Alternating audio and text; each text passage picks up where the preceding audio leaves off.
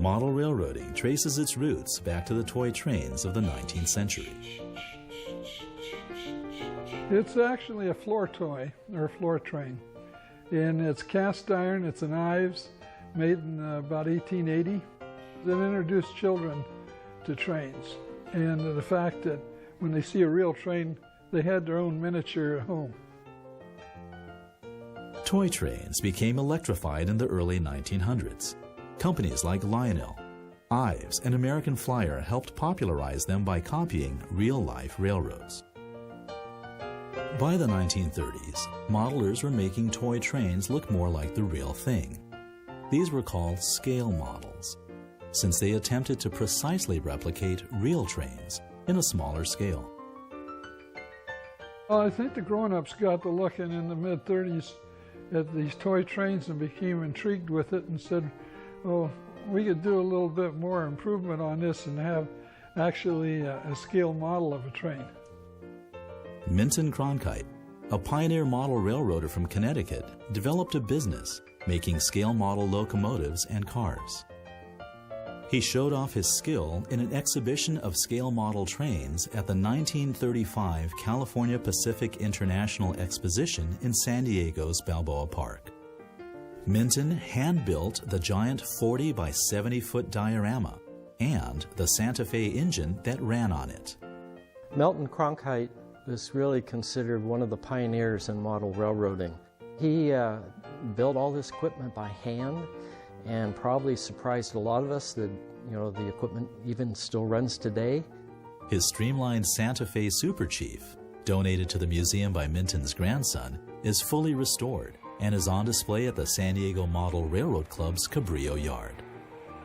Minton's dedication to prototype modeling helped change the hobby forever. No longer just a toy for children, it would grow into a serious hobby for adults. Following on the heels of Minton's success, model railroad clubs sprang up in San Diego.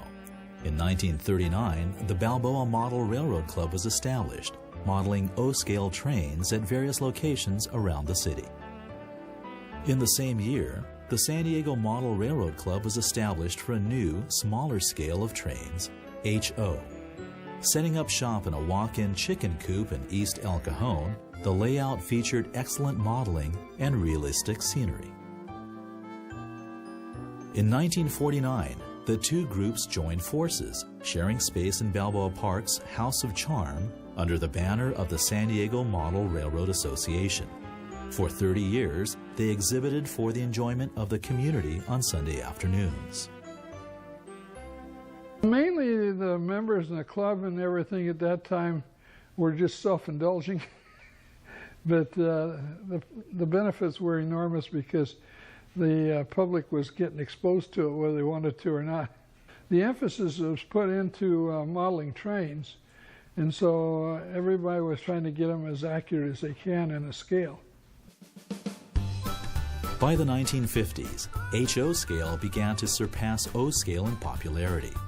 Its affordability, smaller size, and realism made it attractive to a new generation of modelers, including a group of teenagers from La Mesa, a suburb of San Diego.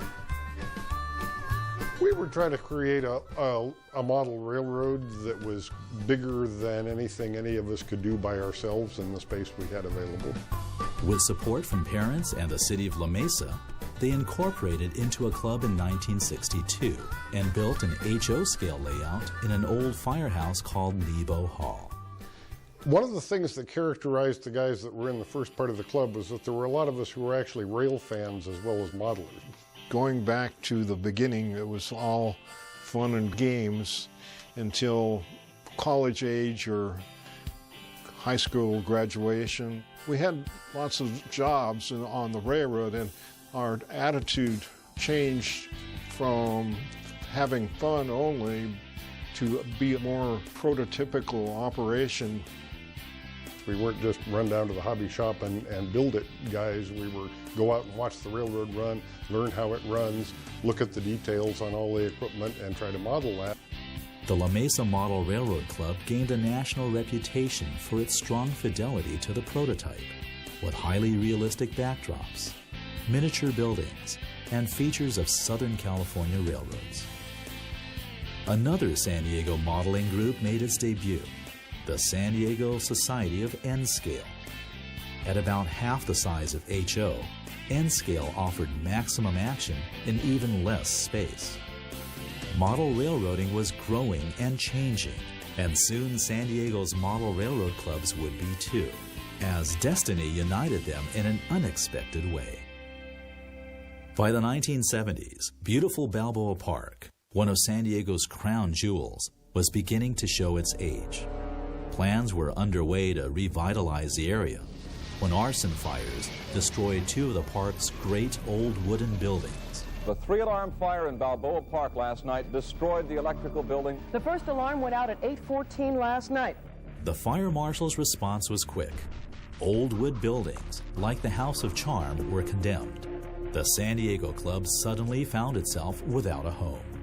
That same year, the La Mesa Model Railroad Club lost its lease at Nebo Hall and was shopping for new space. I and a couple of other members of the club started looking around to see what we could find for space, connected with some people in the city park department, and they pointed out that the San Diego Model Railroad Club, where we'd all met originally, was also out of their space. The two of the organizations got together and petitioned the city for space in this building as it was being rebuilt, and they became then the San Diego Model Railroad Museum.